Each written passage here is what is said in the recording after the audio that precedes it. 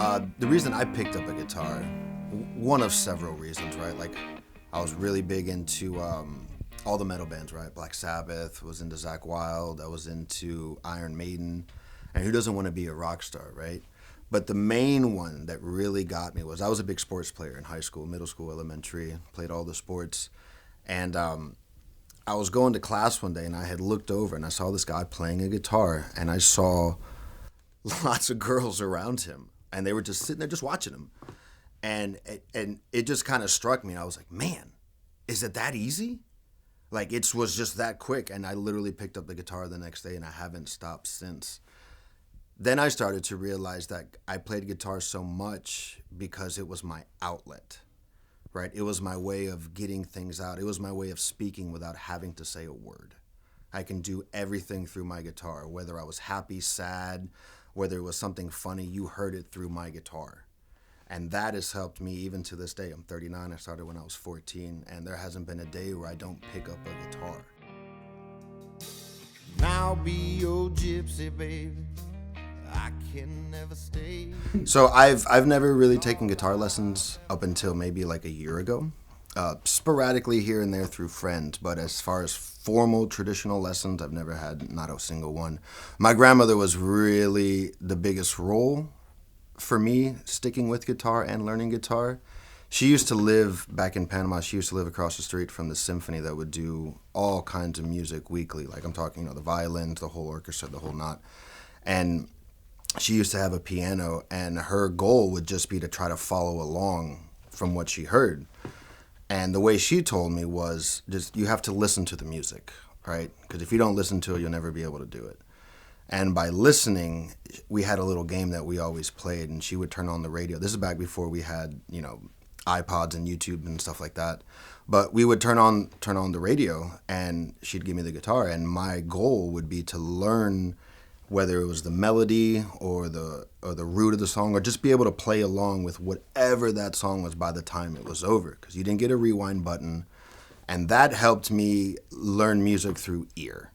And I will say that is the best way to learn. And then you incorporate your, what are the roots, what are the keys, what are, I'm going into the nerdy stuff here, like what are your relative minors and stuff like that, what are the scales. But as far as lessons, it's really, and I still do this to this day, I'll just put on a song or I'll just play anything and I'll just try to pick it up. And obviously certain songs are easier, certain songs are not. But having done that for 10 years before I joined a band 100% helped me. And I still implement that in my daily practices. It's just the power of the ear. And this won't be the last time that I'll pack my bags and go. I never meant to hurt you. All right, what's up, guys? I'm Jay Deering Jr. or Jeff Deering, whichever one. I'm still the same person. I'm a local musician here in Fredericksburg. Haven't always been here in Fredericksburg. I'm born and raised in Panama. And then I was stationed in the military in Colorado for a while. And then I moved out here. I was in Iraq, too, for 15 months. So coming out of Iraq, I didn't touch or do any kind of music for about 3 or 4 years, probably even longer than that. And what helped me get out of my funk and dealing with everything from Iraq was picking up a guitar again. As a veteran, especially veterans nowadays and all the guys that I know, we're not one for talking about things. We're always met with like, whoa, that's a little heavy, bud. So I was able to basically get everything out by never having to say a word. So music definitely helped save my life more than one time. But that was the big pinnacle for me to actually keep driving and pushing into doing music.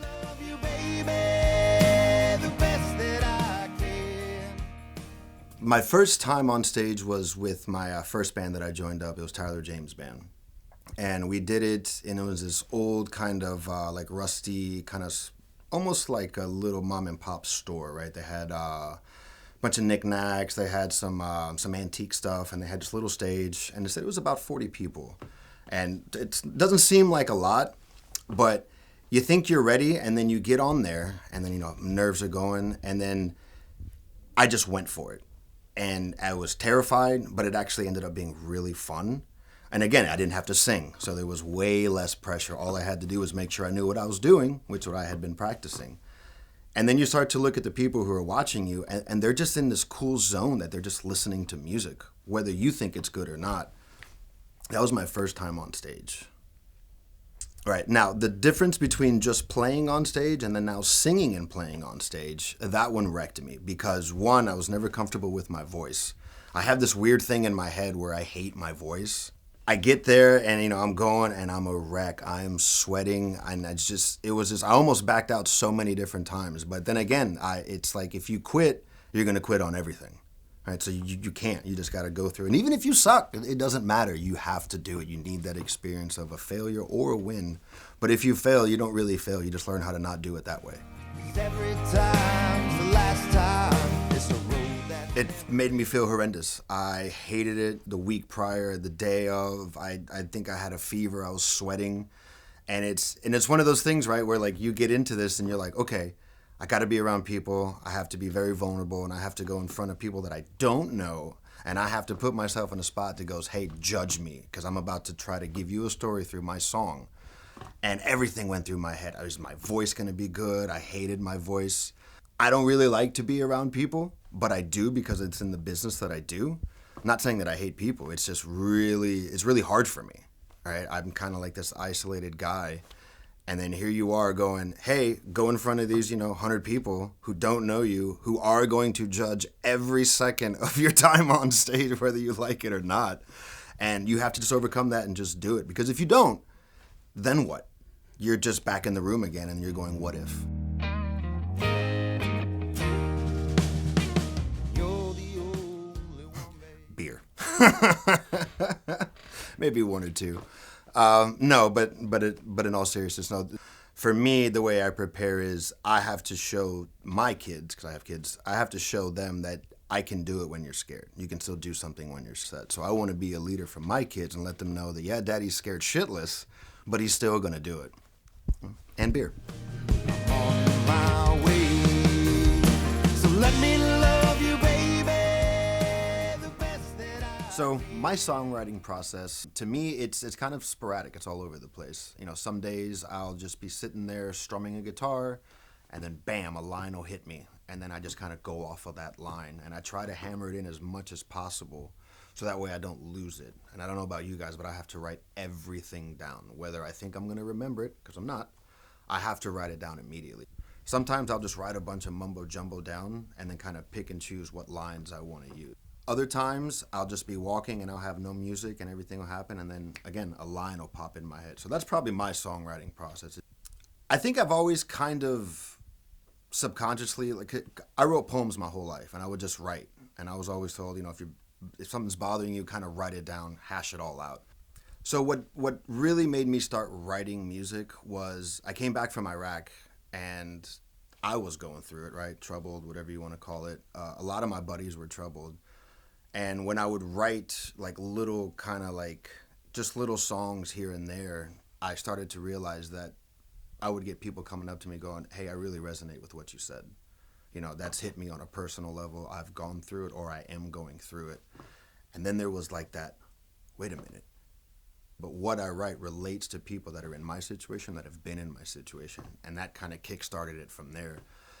I just began writing and writing and writing. I think a lot of people can resonate with what I'm saying. And if I can change even just one person's life, or just have some person come up to me and say, hey, I love that song and I really love this line because it really resonates to what I got going on in my life, that's a win for me all day long. It helps me so much, and that's my therapy, right? I have to get stuff out. I have to get the demons that are out here, whether it's on paper or whether it's shouting them out into a song. And I'm not here to cure anybody or everybody, but if I can help me through my songwriting and that resonates and that reaches somebody else that helps them, that's an even bigger bonus. It just kind of either comes to me right then and there, or I'll be listening to something and I can go, well, what could I add that's not that song, right? So I'll listen to a song. So for example, my song Gypsy Heart. That song came about not because it was a story that I knew or that I wanted to even write a song. I was listening to one of my favorite songs, Colder Weather by Zach Brown. Pretty sure you've all heard it. And he's kind of describing, whoever he's portraying that to be. The main takeaway from that was the guy was a runner, right? He wanted the love. He wanted to love his girl or his wife. but he felt like it was either too much for him, so he would run when things got hard. So I started writing Gypsy Heart as kind of a sequel to that. Like, what if we tell the story about the guy after he runs, or why he's running? So I wrote that song probably in about a day or two. And then as I'm listening to the song and, people are listening to it, I got a lot of questions. And the questions were mainly, is the song about you, or is it someone that you know? Kind of where did that come about? And then I started to break down the lyrics, and I'm going, man, I think subconsciously I wrote a song about me at that time frame when I wrote the song years and years ago, because I was a runner. I didn't know what I wanted, and then when I got what I wanted, I got scared of it. So I would just bounce. I'll be your gypsy, baby, and I can never stay. 'Cause all I've ever known is how to run away.